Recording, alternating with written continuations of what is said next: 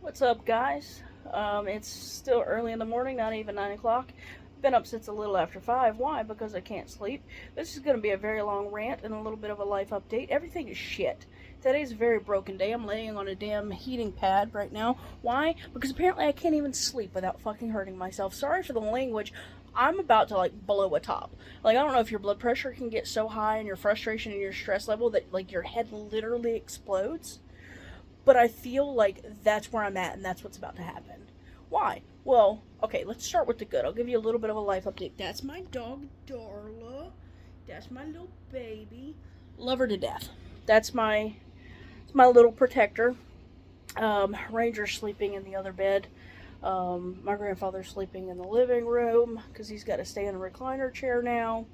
I told you about Edgar Allan Poe.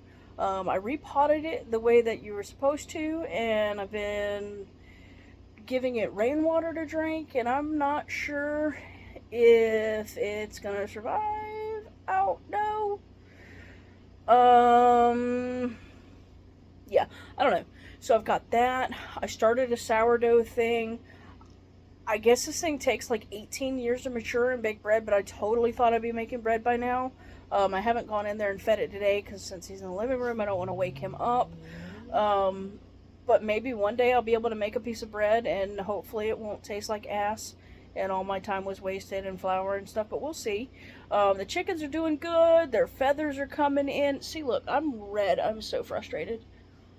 My blood pressure is definitely through the freaking roof. But anyways, that's neither here nor there. That's kind of turning into a daily thing. The chickens are doing good. The worms are good. The fish are good. The dogs are good.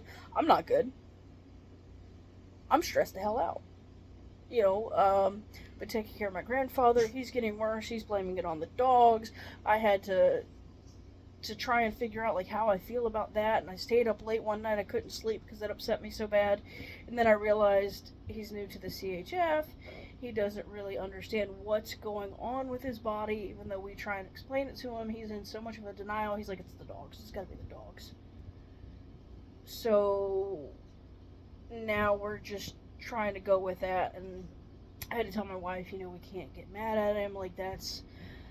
That's the last thing he's got before he realizes, no, it's you, it's your heart, it's your lungs. But I digress. So we're getting 2 extra air purifiers today, despite the fact that I paid extra when I got my furnace to put in one that UV sterilizes the house every time it's running. But whatever. Neither here nor there. Washed all their bedding yesterday, gave them a bath. It's still the dogs. I digress. So there's that. My mother's moving in today, which is going to be stressful, but also a very good thing because I don't have to worry about her if something happens. I don't have to worry about her trying to drive here or me figure out how to get to her with my wife working. And then she can help take care of him. So that's ultimately a good thing. I wish my house was, a room or two bigger if we could get that remodel going and get that figured out. So yeah, there's about to be 4 humans, 2 dogs, 1 cat, 6 chickens, 20 fish, over 500 worms, all living in a 3-bedroom, 1-bathroom house. What are we doing? Whoo, y'all. Holy crap. But at least our air will be pure, with the 3 air purifiers we're about to have. So that's good. I feel like, with that much air purifier, you could let out the smelliest fart in the world and nobody would ever smell it because boom, purified. I almost feel like that should be a challenge. I'm gonna have to keep you posted on that one. We're gonna have chili tonight, I think, now, and just let her rip, literally. So in addition to that, my mediation is fastly approaching. I had a meeting with my attorney. He was supposed to be able to tell me roughly how much it's going to pay out, and he hadn't calculated stuff yet, and he's like, yo, they're not going to pay much. So I'm going to go ahead and start telling y'all some of the details. So I'm a paramedic. I went to supposedly the hardest school on the East Coast. So I didn't go to one of those willy-nilly bullshit sign up, just show up and get a degree programs. I went to one that was absolutely miserable. They were like some of the meanest people in the world. They tried to break people. It was their goal. They took pride in it. They took joy in it. They always said, we try to tear you down before we build you back up, but they never built you back up. Like, that was 16 months of my life, 16 or 18, I don't remember. I think it was 18, but that's neither here nor there, of absolute torture. That program sucked. But you know what? I came out a good paramedic. I won't tell you where I worked, except for on the East Coast. But as a paramedic, I've been at this agency for several years. More than 5, because that's how I got the retirement. But anyways, so I've been on the streets. I've done things. I've saved lives. I've held hands. I've done as much as I could for as many people as I could, and I fucking loved it. And then, boom, back injury. Oh, we don't care about you. You're replaceable anyway. We never liked you. At least that's how it feels. I don't know. I don't care if they like me or not. I was good at my job. And that was the only job that I have ever found that I fell in love with. Because previously, a year and a half, 2 years at a place, that shit sucks. I'm fucking out. It's the only job I have ever maintained more than 2.5 years. Because it's the only thing that I truly enjoyed. It's the only job in the world, at least that I'm aware of, that you can have where you are standing on your feet in the back of a moving truck that is wee-wooing down the highway at a rate of 75 miles an hour while you are actively doing everything you can to save somebody's life. There is nothing else that will ever compare to that. And that's what I lost. And I am struggling so hard mentally with that. And my attorney doesn't care. The company that I worked at doesn't care. The company's attorney damn sure doesn't care, nor does the city. The city's the one that's got to approve whatever payout I get. How do you even put a number on something like that? I just had another injection. I'm laying on a damn heating pad because I woke up and my back hurts so bad that it hurt to take a shower and put clothes on this morning, but I have to put clothes on because I have to live a life and I have to take care of somebody else. And I've got all these things to do. My mother's moving in and I got all these mouths to feed. Edgar Allan Poe, the dogs, the cat, like all these things. Like, I'm building these things to distract me mentally from this stuff. But, like, I have all these things to do, and it doesn't matter how much pain I'm in. I've got to get up and cook him breakfast. As soon as he wakes up, I've got to go in there and make him 2 sunny-side-up eggs, a piece of toast with grape jelly on the side. And then I've got to decide, do we want to do a meat today that he may or may not be able to chew? Do I want to do blueberries? Do I want to do yogurt? What do I want to do? What does he want for breakfast? Because he's not going to tell me. And then I've got to figure out lunch for him and my mother. And then we've got to do dinner. Like, it's a never-ending cycle. I don't have a break. Like, I'm struggling with this career thing, and then my fucking brother has the audacity last night to be like, oh, I gotta go get ready for work. Some of us aren't retired. Bro. You think this was a fucking choice? Do you think this is what I want right now? Like, when I tell you I am pissed, so pissed that I want to trespass that motherfucker from my property? Like, how are you going to show up at my house unannounced, eat my dinner, and then disrespect me to that degree? That's not okay. That is not okay. We are setting a hard boundary today. I texted him last night and let him know that was inappropriate, and he couldn't even be bothered to text me back. Dude, you're supposed to be my big brother. You're supposed to look out for me. You were supposed to understand, hey, something's wrong with Michelle. She's not okay right now. Don't fucking kick her when she's down. Hopefully I'm not waking my grandfather up. I'm in my bedroom. But, like, what? And I don't care if my family sees this and they get upset. Dude, the truth hurts. Like, you did what you did, and that is not going to fly with me. I'm not in this position because I'm lazy and I don't want to work. I'm in this position because I have a back injury that doesn't allow me to work. There's a difference. And if you can't see that, that's on you. If you can't see that and you're going to continue to make accusations and statements like that, I'll show you the damn door. Like, I'm not putting up with that. I think I'm hitting a point in my life where things are going to change, boundaries are going to be set, and if you cross them, you can kiss my ass. We're done. You know, communication is one of the biggest things in the world in any kind of situation, any kind of relationship. You know, work relationship, romantic relationship, family relationship, friends. None of it is going to coexist well without proper communication. I didn't get proper communication from my job. I haven't gotten proper communication from my attorney. And that bothers me. You know, my family doesn't know how to communicate. It's like you tell one person and they're supposed to automatically tell the other person. If you don't find out, if it doesn't go through, 16 different people and get back to you, well, then it's your fault for not knowing.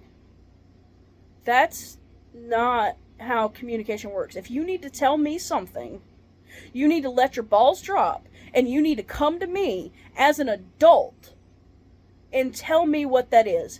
Don't go through all these other people. That's not how it works. I am so glad that my wife and I are able to communicate well, and even the hard stuff, we don't struggle with that. Because if we did, I don't know what I would do. But between the back injury itself, losing my career, my grandfather's health rapidly declining, my mother's moving in, my brother is doing everything he can to make my life absolutely miserable, it seems, because he's always got a bad attitude and he's taking it out on me. It's not my fault that you're miserable in your life and in your relationship, dude. Don't take it out on me. I didn't do a damn thing to you.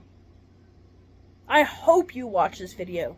I didn't do a damn thing to you. But between all of that, I'm losing it. I am losing my mind because I haven't had time to adjust to the career change. I mean, I've been injured for over a year now. I still haven't adjusted to that because how do you go from living an active life, a physical life, going and doing whatever you wanted, whenever the hell you wanted, lifting things that you shouldn't be able to lift by yourself, kayaking, hiking, all these things, building whatever I wanted to build. You want to move furniture in the house? It weighs 16,000 pounds? Okay, I'll get it with my pinky. Like, how do you go from that kind of lifestyle to, oh, you want me to stand up? Right now, like, I gotta stand? How do you go from that to that and it be okay and you adjust to that like it was nothing? Like, oh, okay, cool. How do you lose the career that you wanted to do as long as you were physically able to do? Not at 34, but how do you lose that? Like, I wanted to retire there. Not in this, I understand that I just said that until you're physically able to retire. I understand that. That's not what I meant. I mean, I wanted to work there until I was at an age where you could retire like everybody else. 30 years of service.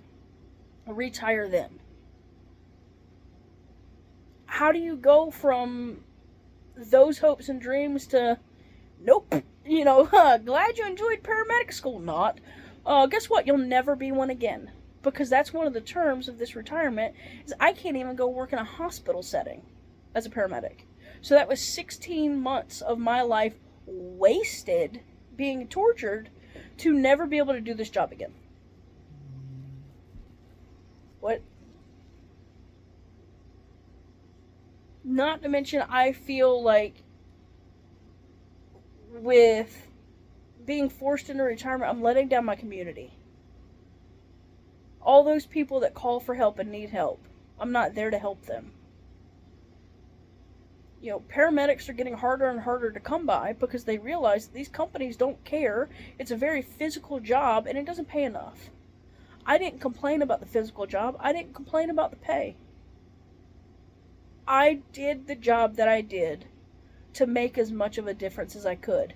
And now, the only difference I make is if I crack his eggs open or not when I'm trying to cook them. Like, that, I feel like I have no purpose, and then you're gonna kick me and rub in my face that I don't have a job?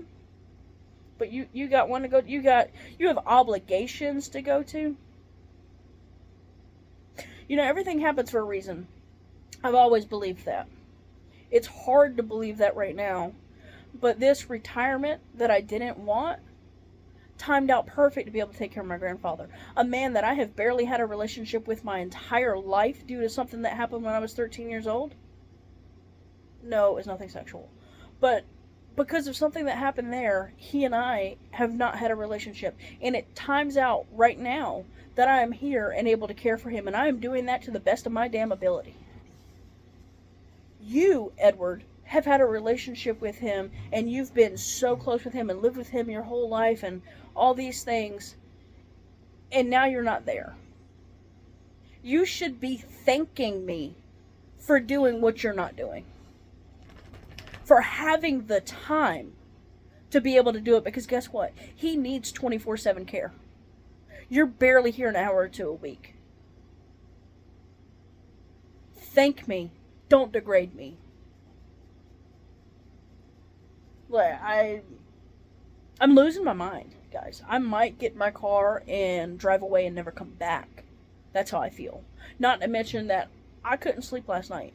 Between the shit with him and this mediation and my back, between those three things, I'm tired. I've been up since, slightly after 5 o'clock. I was going to say before 5, but no, it's slightly after 5 o'clock. I've been up. I had my coffee before my wife's alarm even went off. And it went off about 6:15. Like, I was almost done with my coffee. And I get a big cup of coffee these days because, like, I need it. I mean, it's a broken day. It's a very broken day. I'm hoping that it can turn around, but I really don't have high hopes. I'm starting to lose hope. Like, I'm gonna start to shut down. I feel it's coming. And my wife is the only one that sees it. I don't know what she's doing. What are you doing? Dominic, what are you doing? Be a lady. You can't lay like that. What are you doing? Come here.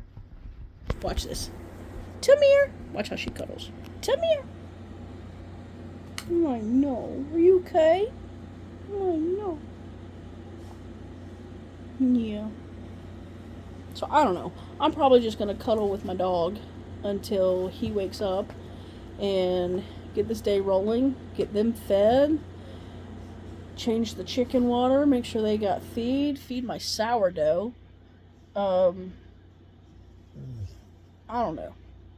I don't know what's going to happen today. I just hope that today is a better day than yesterday, because I'm agitated. I'm very agitated. It's not, and I woke up on the wrong side of bed. It's, I barely slept on the right side of bed. And I really want this heating pad to help. But, I don't know, life is a fucking mess. And like I said, I keep trying to add things to keep me distracted. And I don't feel like it's helping. I just want to go out and play in the soil. Maybe go ahead, as I'm digging my garden, dig my grave. Like, kind of feel like just digging a big old hole and laying in it until the earth just, slowly erodes over me. I don't know, y'all, I need a drink. It's 9 o'clock in the morning and I feel like I need a drink. I don't even drink like that, just sometimes I have the urge. I really feel like I need to just go to the ABC store and start with that. Like, go ahead and buy a couple bottles and just probably hire somebody to dig my hole, because, like, I'm not going to be able to do that shit. I'm fucking injured. I'm retired. I don't get to do that on retirement. Retirement's not fun. My face is getting redder. Oh, and another thing that's irritating the piss out of me is this fucking hair. It's so long and irritating, and it gets in my face, and it pisses me off, and so I gotta wear a hat all the damn time to try and keep it out of my eyeballs, and I can't cut it. You know why? Because I said that was the only thing in my life that I could control, which is true, and I said I wasn't gonna cut it till I went 24 hours pain-free. So now I'm stuck, and I can't cut it. Well, cut your own hair. It's on your head. I understand that, but I made a statement, and now I have to stick with that because you know what? If you don't have your word, you don't have anything. And I said it, so I got to keep my own damn word. And so I got to keep these freaking luscious locks. And I can't cut it. Because I'm not pain-free. I'm in fucking pain right now. I'm like an 8 out of 10 right now, and I haven't even done anything today. I woke up like that. So yeah, that's where we are in life. I hope you enjoyed my 20-minute rant. I am so sorry. Not really, I don't give a fuck. But, oh, I'm so irritated. Somebody send help. Like, this is just a bad dream, right? Like, I'm truly hoping that this is a bad dream. And I don't even want to say, oh, it can't get worse. Or, like, it could be. I don't want to say any of that shit. My dog's trying to escape. Because guess what? It probably would be worse.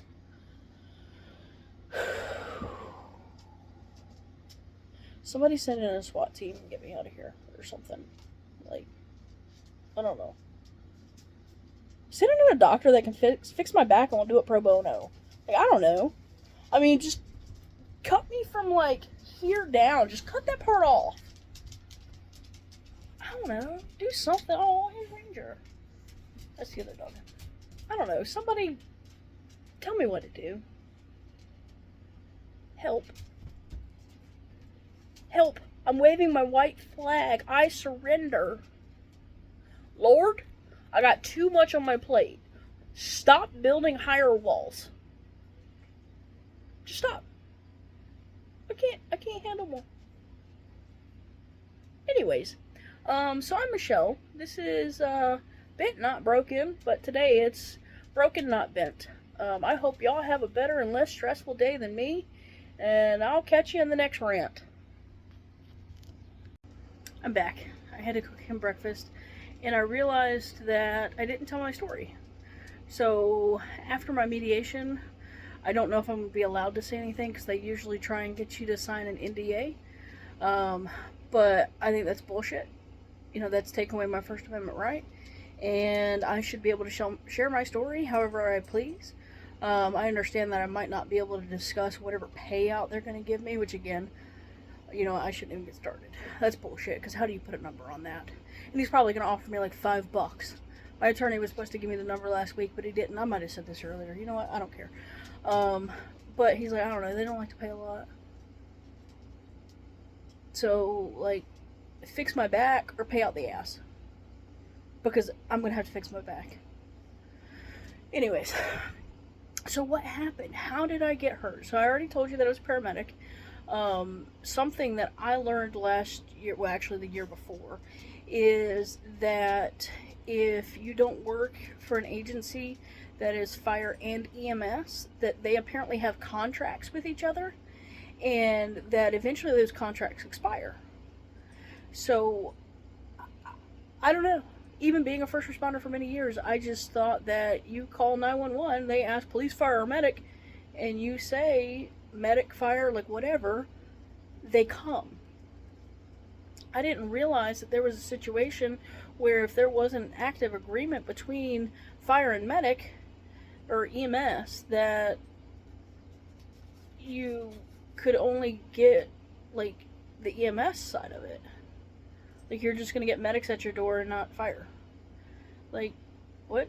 So anyways, my company and the fire department were at that point where the fire department's contract with our EMS was expiring, and of course, I don't know the logistics of this stuff. That's something I didn't even know about. So, like, I don't know exactly what goes into these contracts, but apparently it was time for that contract to expire. And so prior to, they start negotiations, and per the fire department, my EMS agency was not holding up their end of whatever deals. I don't know what that was. I mean, we're in a city and it's growing and growing and growing, which means that everybody's call volume, police, fire, and medic, all continue to go up. So I don't know, but apparently somehow we weren't holding our end of the deal. Of course, my company said that's not true. They just don't want to run calls, and it was this big back and forth of some degree that, we're not privy to, because we're the people on the ground, but we don't get to know the ins and outs of how things work and what decisions are made that will affect us. We just have to go with it. So that's what was happening. And then they never reached an agreement, and then the fire department's contract had expired before a new one was written, and so they were like, look, we will still adhere to that for another 6 months. Well, negotiations back and forth, back and forth, back and forth. Well, now that time has elapsed, and so my EMS agency was trying their hardest to not utilize the fire department on calls that they just didn't deem necessary. I don't know how you can, from a 911 call, try and dictate what seems necessary and what doesn't, especially when most of the times callers are not very accurate. A lot of times the people that are freaking out, and we run lights and sirens too, it's like a panic attack. But the ones that are calm and they're answering the questions slightly inappropriately, in terms of downplaying what they're actually seeing, and we tootle along and eventually get there, those are the oh shit calls. So it's like things are backwards. So how can you sit there from a call center where you can't see, you don't have eyes on the ground, be like, oh no, you know what, the fire department can sit this one out? So that's what we were dealing with. We were dealing with situations where we needed fire and we didn't get them a lot.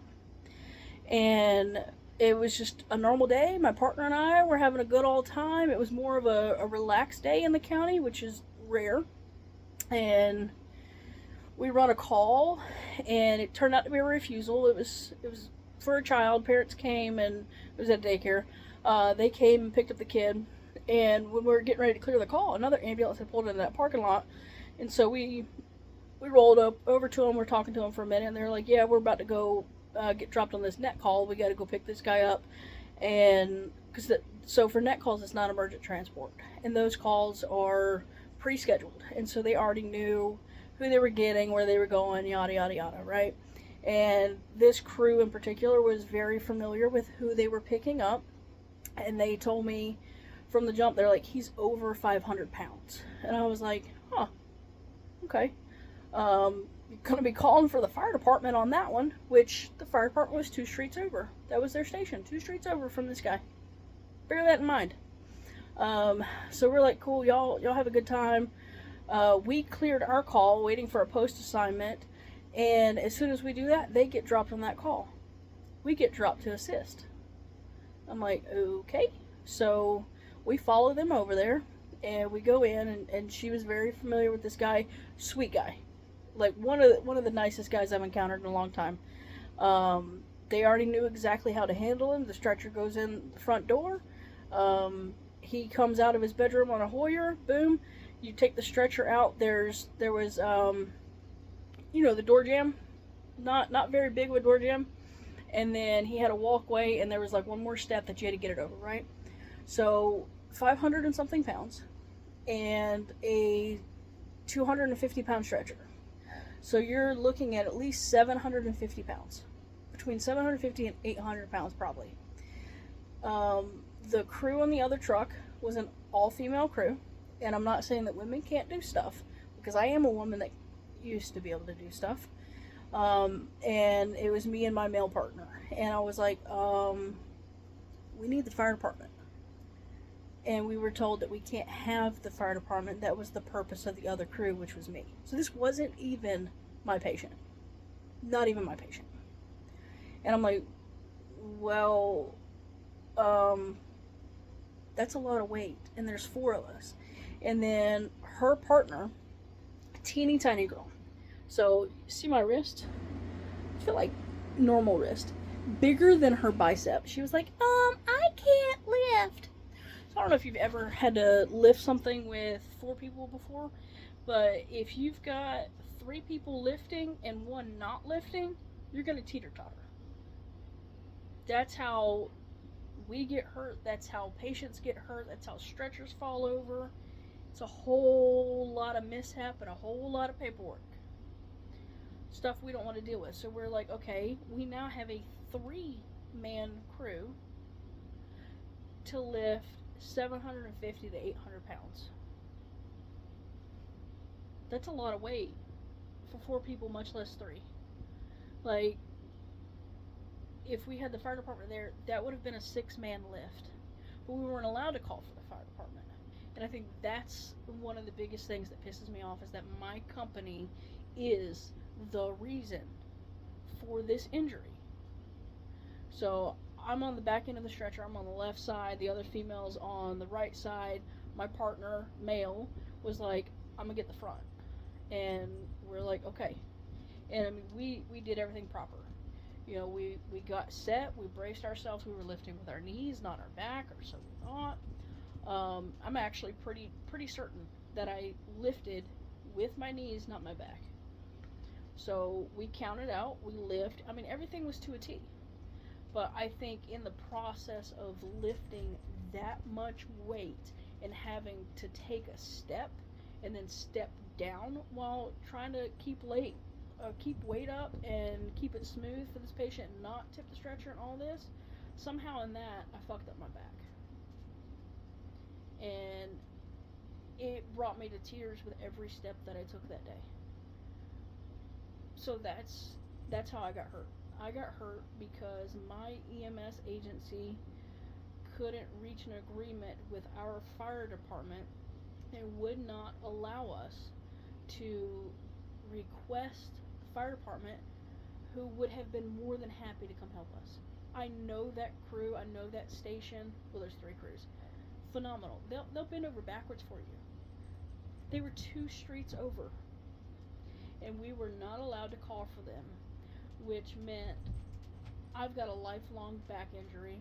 I lose my career. I'm stuck in a rut. People are throwing this retirement in my face. My company didn't even have the decency to say, Michelle, it was a pleasure working with you. I wish you well. If you ever need anything, call me. Nothing. Not a single person was like, I'm sorry to see you go, or good fucking riddance. I would have taken the latter. Like, tell me you fucking hate me. Bye, bitch. Like, say something. Say something. Nobody ever said a damn thing. You're not going to change my mind that this injury was 100% the fault of my agency. And that's why I am so pissed off and struggling with this even harder than I would be if I had fucked up. The only thing I could have, and looking back should have done, was absolutely refuse to lift that amount of weight. If I would have known that one of us was going to get hurt, I wouldn't have touched it. And then I would have gotten in trouble and potentially fired for going against my agency. But you know what? I could have gone and got a job somewhere else as a paramedic. Because that's what my agency does if you backtalk them, basically. Or if you refuse to protect yourself, you're going to lose your job in a world where paramedics are so hard to find. So no, I did what we needed to do, and I didn't bat an eye, and then it fucked up my whole life. So because we couldn't call for the fire department for a lift assist for 750 pounds. That's why I am where I am today. And I'm struggling with that, and we're going to go into mediation relatively soon. And I'm going to get to hear their hired attorney say how it's my fault and the company doesn't owe me anything and they're not going to pay for treatment and all that. Like, I don't know how I'm going to sit there and be quiet and listen to that. And I don't know that I'm comfortable with an attorney that I have actually never met speaking on my behalf. How are you going to tell my story? It's not yours to tell. And then knowing there's a very high chance this company's going to try and take away my First Amendment right, my freedom of speech, to keep my mouth shut so that I can't go tell what happened to me? Nah, dog. No. No, it's my story. I'm gonna tell it. You're lucky I haven't gone to the news because I've thought about that. You can't do that. You can't just pay people hush money and take away their First Amendment right. There's not enough hush money to hush me. I'm not a hush puppy. Can't hush me. So, I don't know. I don't know who's going to tell me to take down this video first, my EMS agency or my mother. Unfortunately, to either of you, if you have a problem with this video, this is my First Amendment right to post. I will not be taking it down. Sorry, not sorry. This is a video documentary of what my retirement looks like and how I feel throughout it. And this is where I'm at today. And this is what's going to be on my channel. You know, if nobody ever watches or a million people watch, this is my story. And I will continue to tell it. Period. So if my EMS agency wants me to take this down, because I'm going to try my hardest to never name them. If y'all figure it out on your own, you figure it out on your own. I don't know what to tell you. I don't know what to tell you. Paramedic East Coast. Y'all do your voodoo stuff that you do. And if you know it, you know it. I can't change that. So I'm not going to necessarily badmouth my agency, but I'm not going to lie and I'm not going to sugarcoat it. I've never done that my entire life. I'm not going to start now. Period. This is my story. I got lots of things to tell. Lots of things I have learned. Because I think it's bullshit. So, here we go. Another rant. My wife has always wanted to be an EMT. Well, my company had a program where they would pay her to go to EMT school, so she's done that. And she's now working at my agency. So I'm retired out of my agency, and a month later my wife starts. You want to talk about a fucked up situation? And then our risk and safety team was in there talking about how it works when you get injured. They try and keep you on your schedule and like all these things. And Concentra takes such good care of you. She knew it was all a lie. Because it is all a lie. But anyways, I don't need to go into another rant. This is Ranger. He's a sleepy little boy. So yeah, I'm gonna get this posted and try and woo-saw myself and try and get in a better headspace. I'm still sitting on the heating pad. Gonna try and see if there's any more medication I can take. I don't know. I took CBD last night. I'm probably gonna take it again. It's CBD oil. There's no THC. I feel like a drug addict. Like, I'm not. It's not real drugs, but like, I don't like taking stuff, and that makes me feel like a drug addict. But I'm gonna do that. I'm probably gonna go play with a chicken or something. Maybe feed a worm to the chicken. I don't know. We can figure stuff out. So, y'all have a good day. Hopefully you have a better day than me.